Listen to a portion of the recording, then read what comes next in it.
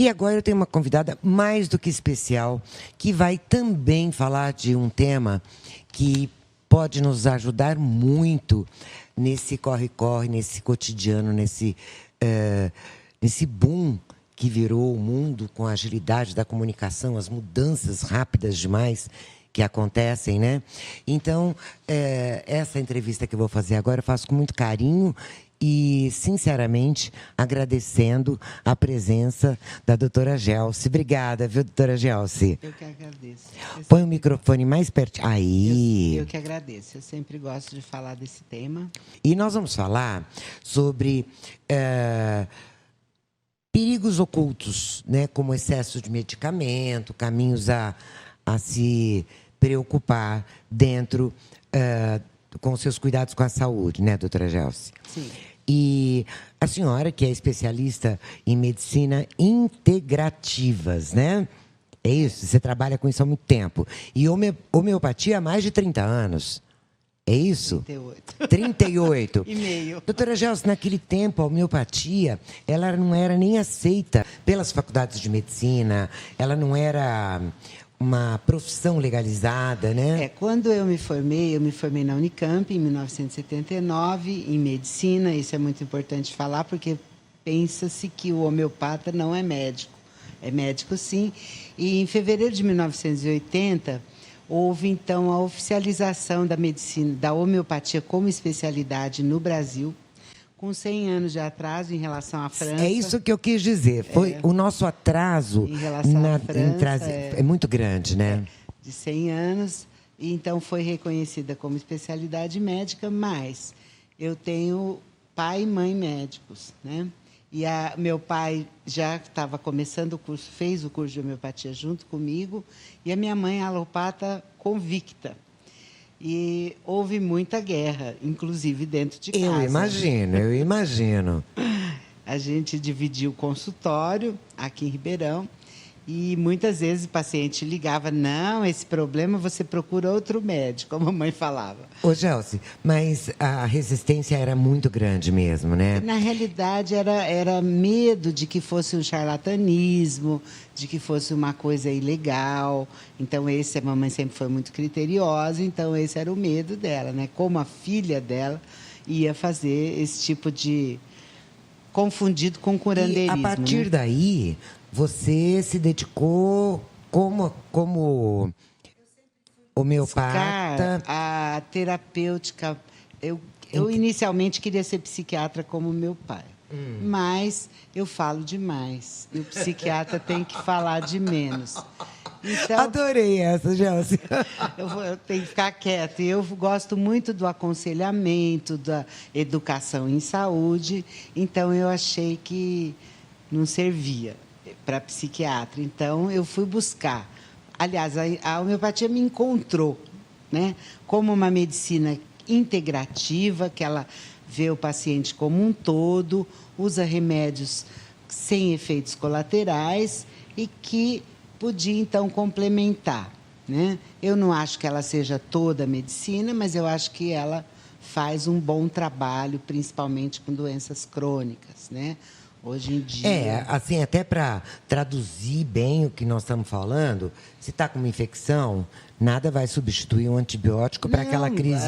Ela atua também. Se você conseguir encontrar o remédio certo, você vai até mesmo substituir. Infecções. Sim, eu tenho um trabalho apresentado na Liga Homeopática Internacional de 16 casos de pneumonia tratados com homeopatia. Ô, Gelsi, é mito ou é verdade essa questão que a homeopatia, assim como os florais, que eu gostaria que você falasse um pouco também sobre isso, eles demoram mais para fazer efeito do que um corticoide ou um antibiótico? Isso é verdade ou isso é um mito? Falo que a terapêutica, quem determina a minha terapêutica é o paciente. Eu sou emergencialista também. Se ele estiver com uma parada cardíaca, ele vai levar um choque de 260 joules, certo? E massagem cardíaca, etc. Mas, se eu estou diante de uma criança, por exemplo, que nunca toma remédio, que está bem desintoxicada, essa vai responder muito bem à homeopatia. Então, à medida que eu tenho um corpo desintoxicado e sem obstáculos à cura, ele vai responder melhor. Mas, mesmo aqueles que tomam outros medicamentos, também respondem bem, desde que você ache o remédio adequado. E no caso dessas crianças ou adultos que tenham já o organismo intoxicado, como você disse, pode demorar um pouco mais. Por isso que dizem que surgiu esse mito de que demora mais? Talvez, né? A gente leva uma contrapropaganda muito intensa, né? Da rede farmacêutica, mas mesmo nesses quase 40 anos que a homeopatia já é oficial no Brasil, apesar de todas as guerras, a gente está aí. Quando eu me formei homeopata, tinha 70 no país inteiro, a gente se conhecia pelo nome, e hoje tem mais de 15 mil médicos. Já não conhece mais pelo nome. Já não conhece mais pelo nome. E hoje, já com as práticas integrativas, ela faz parte, então, já existe desde 2006 a resolução, me foge o número agora, que está implantado no SUS, está disponível. Essa é uma notícia muito boa e eu tenho certeza que tem muita gente que não sabe disso, que até gostaria de ter acesso e não sabe. Eu acho que essa informação é importante, que hoje a homeopatia já está disponível no sistema SUS, né? O entrave está sendo a falta de profissionais, né? Porque existe uma demanda reprimida, então... mas existe todas as resoluções, já é oficial, a medicina chinesa. Eu tenho divulgado isso com os alunos da Faculdade de Medicina. Então, o pessoal da medicina social, medicina de família, todos estão divulgando essas práticas, né? Que inclui não só a homeopatia, mas a acupuntura ou medicina chinesa, medicina antroposófica... Uma coisa desconhecida que é o termalismo, né? Que na Europa é super Eu nem sei o que é isso. São as águas termais. Ah, sim. As águas, por exemplo, na França, tem as águas famosas, né? De Vichy, muitas fontes, de Vichy. Eu conheço. E aqui nós temos, tão pertinho aqui de Ribeirão, Ibirá, que são as águas vanádicas. Realmente isso não é difundido. Não temos os profissionais especialistas na área para receitar, né? Indicar, né? Receitar. Eu estive num hotel há um tempo atrás, aliás, muito bonito, se chama, acho que Itauá, que fica, é o antigo hotel do tempo de Araxá. Isso, os barros, as e lamas. Experimentei as lamas lá. Sim, e realmente saí de lá me sentindo muito melhor. Muito melhor. Agora, enquanto dá tempo, me fala uma coisa. Florais e homeopatia. Aonde é que elas se encaixam e aonde é que uma é melhor que a outra? Me conta desse casamento. Quem inventou, digamos assim, os florais foi o Dr. Eduardo Bach, na Inglaterra. Por isso que se chama florais de Bach. Que era homeopata.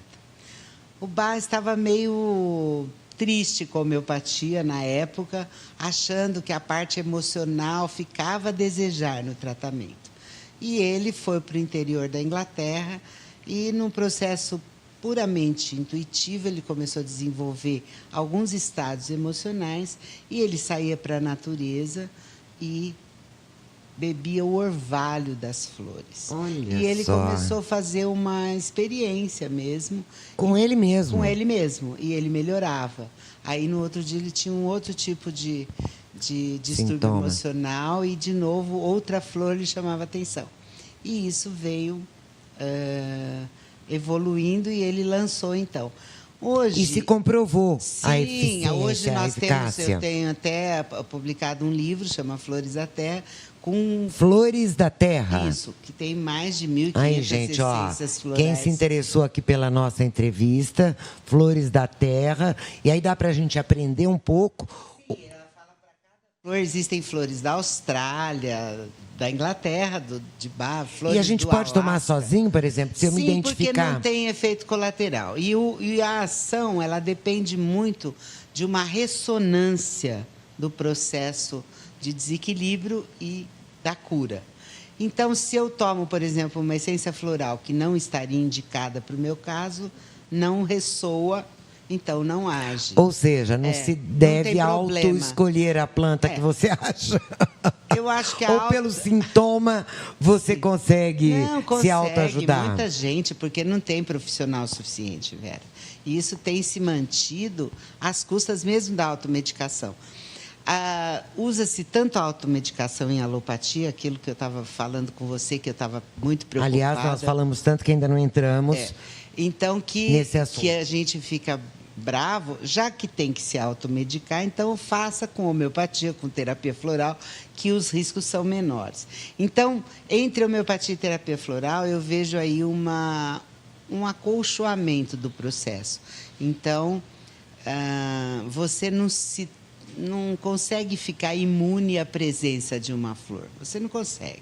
Se você se imaginar num quarto fechado... Eu sou suspeita, eu amo. Escuro, e você abrir e tiver um jardim florido, você vai se modificar. Então, essa é a ação do floral. Por outro lado, a homeopatia, ela é um estímulo modulador do seu sistema imunoneuropsicoendócrino. É uma coisa mais fundamentada. E o floral, ela faz uma modificação da energia da sua emoção. Outra coisa que dizem também, nós leigos, né, a gente fica entre, será que é mito, será que é verdade, né? Existem determinadas doenças ou sintomas que a alopatia não consegue chegar no problema por ele ser ou muito fino, né? Uma coisa sutil que a alopatia, a medicina tradicional, não consegue, e que a homeopatia consegue chegar nesses mínimos pontos em que a alopatia não consegue. Isso é verdade? É porque é uma medicina energética, ela é bioenergética, né? Ela faz parte, todas essas que eu estou falando de medicina chinesa, são terapias bioenergéticas. Ela vai basear no desequilíbrio do seu padrão vibratório energético, tá? Enquanto a medicina alopática, nós nos baseamos nas síndromes e no diagnóstico. Alguns sintomas passam para a esfera da psiquiatria, certo? E outros ficam no intermediário. E é onde vai atuar essas terapias bioenergéticas. Eu fiquei me lembrando, porque eu compro sempre na mesma farmácia, sabe? Então, sou amiga lá das balconistas, o pessoal todo. E agora, nesse período de seca, muita gente gripado e tudo, você sabe que eu vejo as pessoas assim, escolhendo qual antigripal, como se estivesse escolhendo o xarope.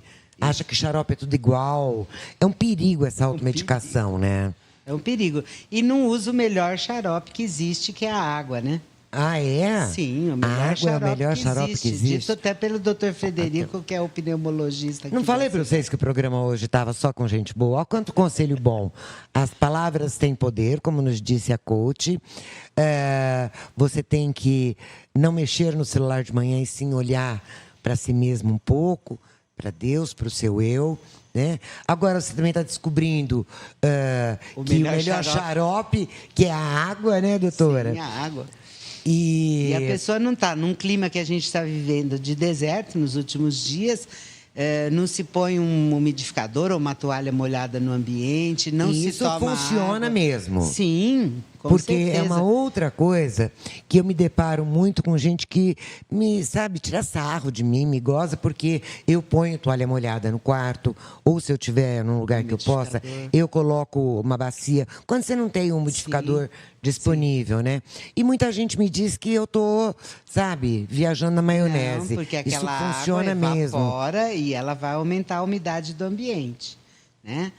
Então, realmente funciona, não é piração, não. E você beber a água também, né? Porque quando você vai fazer um cálculo, por exemplo, de balanço hídrico, quando a pessoa tem uma febre, por exemplo, ela vai precisar de 500 ml a mais do que ela normalmente necessita. Se ela está com falta de ar, ela vai precisar de outro tanto a mais. Então, você vai ter que calcular. E num ambiente assim, você vai precisar, pelo menos, se nós precisamos de 2 a 3 litros de água por dia, no mínimo, você vai precisar de pelo menos 1 a 1,5 litro a mais. Pois é, quanta coisa que a gente não sabia, né? E tem muita gente que nem toma água, né, Gelsi? E não sabe os riscos que está correndo. Quais são os principais problemas das pessoas? E tem muita gente que não tem o hábito de tomar água. Quais são os principais... A gente está vendo, não digo nem de não tomar água, mas jovens com pedras no rim, eles tomam muito refrigerante, que tem sal e puxa a água que precisa. Não toma água, então a gente nota, por exemplo, em plantão, o tanto de pessoas jovens que existe com quadro de pedra no rim. Né? Pois Pessoas é. muito novas. E as pessoas vaidosas, né? Elas têm que ouvir esse seu conselho com mais atenção ainda, porque eu aprendi quando eu tinha uns 30 anos, não faz muito tempo, sabe? Mas eu aprendi com uma pessoa muito querida minha, que é a dona Nelly, esteticista, que o melhor jeito, o melhor creme que existe para a pele é a água. Né? Que toda pessoa tem que tomar no mínimo 2 litros de água por dia. No mínimo. No mínimo, né? E você está me dizendo Em Ribeirão é bem mais. Em Ribeirão é bem mais? Sim. E é um hábito que você pode adquirir. Para mim foi difícil, por exemplo. Eu não tinha hábito de tomar água, mas como eu sou vaidosa, sempre fui. Então... Minha filha, essa semana, foi repreendida pela terapeuta dela, porque toma água, tomo. Então tá, põe o aplicativo, porque tem um aplicativo agora para o celular que ele te avisa toda vez que você tem que tomar água. Ah, é? E ela viu que ela não estava tomando. Ela falou, nossa, eu achava que eu estava tomando. Nossa, os tempos mudam, né? Agora tem aplicativo. No meu tempo, eu, quando entrava para minha sala, no escritório, na época eu trabalhava na Barão de Mauá, eu ia no bebedouro e já pegava meia dúzia de copos de água e já punha assim atrás do meu computador, no lugar que fosse fácil de eu ir pegando, porque senão a gente esquece, a gente se envolve com o que está fazendo. E aí isso eu incorporei como hábito, que hoje, se eu não tomar 2 litros de água por dia, parece que está faltando respirar. É realmente a melhor coisa do mundo, né? Melhor coisa do mundo. Gelsi, dentro de toda essa medicina que não chama mais alternativa... Hoje o nome, em virtude dessa resolução do Ministério da Saúde, chama-se práticas integrativas, né? Compõe essas que já são oficiais. Agora está entrando reiki, mais alguma yoga, parece que eu não sei, a última resolução agora entrou mais algumas especialidades, mas a gente prefere o nome de práticas integrativas. Isso. E todas são limitadas, né? Até a alopatia é limitada. Então, eu acho que o importante é você dar a cada paciente o que ele precisa naquele momento. Que o médico tenha essa visão holística e determine a terapêutica fazendo essa integração, né? Então, no caso, por exemplo, quando fala, não, aqui eu estou limitada, eu vou mandar para outro especialista. Ou acupuntura, ou homeopatia, ou floral, ou mesmo... as terapias, sim, o alopata. O alopata. Se é o que eu sempre tenho homeopatas que são xiitas, né? Então, eu sempre falo, olha, se você tirou a tireoide de um indivíduo, ele vai ter que tomar hormônio, não vai ter conversa. Eu não tenho outra glândula que faça esse papel. Tem que ter essa consciência, né? Você tem que ter essa consciência, que você vai fazer essa reposição. E mesmo em casos graves, se você não tem o remédio acessível, se você vai usar o antibiótico, e use bem feito, entendeu? Use muito bem na dose certa, não tem que fazer cosquinha na bactéria, como a gente costuma. Olha, Gelsi, eu gostei muito desse papo, porque para mim foi esclarecedor pra caramba, eu imagino que para os nossos telespectadores também. E eu te confesso que a parte que eu mais gostei de tudo isso é saber o tanto que a gente está mal informado, o tanto que é importante que vocês... homeopatas, como você disse, é um número muito pequeno ainda, comparado com a necessidade do tamanho do nosso país. Então, eu entendi perfeitamente. Eu sempre faço uma cara estranha para a homeopatia quando me é proposto, que é falar, vai demorar muito, prefiro tomar um antibiótico. Hoje eu estou entendendo que não é bem assim. Então, tem muita coisa que a nossa ignorância faz com que a gente não utilize tanto a homeopatia. Eu sempre falo o seguinte, se a homeopatia não funcionar, troca de homeopata. Ele não acertou. Ele não acertou. Gostei dessa, Gelson. Olha, gente, serviu para mim também, espero que tenha servido para vocês, porque realmente funciona, né, doutora? Sim, vai ter agora segurança, estou muito feliz. vai ter segurança aí lá adiante, assim que é bom. E a outra parte que eu gostei muito é que eu, particularmente, sinto muita falta daquela figura do médico de família, que não existe mais praticamente, né? Então, como você disse, você está com pressão alta, você vai no cardiologista. Você está com um negócio aqui, você vai no reumatologista. E aí o cara trata daquilo especificamente. E você me explicou de uma maneira muito bacana, aliás, para todos nós, né, que um dos motivos principais da homeopatia ter se tornado tão eficiente é que vocês olham a gente como um todo. Então, se alguém não olhar, troca de homeopata. Gente, muito obrigada. Adorei ter você aqui. E eu queria, antes da gente terminar, recomendar mais uma vez, porque eu vou comprar a hora que eu sair daqui. Eu fiquei super interessada em ler o livro. Como é que se chama mesmo? Flores da Terra? Flores da Terra. É um dicionário de essências florais. É um dicionário de essências florais. E onde a gente compra? Eu acho que tem... Em livrarias? Livraria. Está esgotado, mas eu acho que está esgotado? Você me empresta o seu, Letícia? Virtual. Estante virtual sempre acha. É muito... então... Aquele site que tem várias livrarias. Então beleza. Obrigada, Gelson, mais uma vez. Tá bom. Tá bom? E vamos falar sobre isso mais vezes aqui, porque eu gostei muito, tá?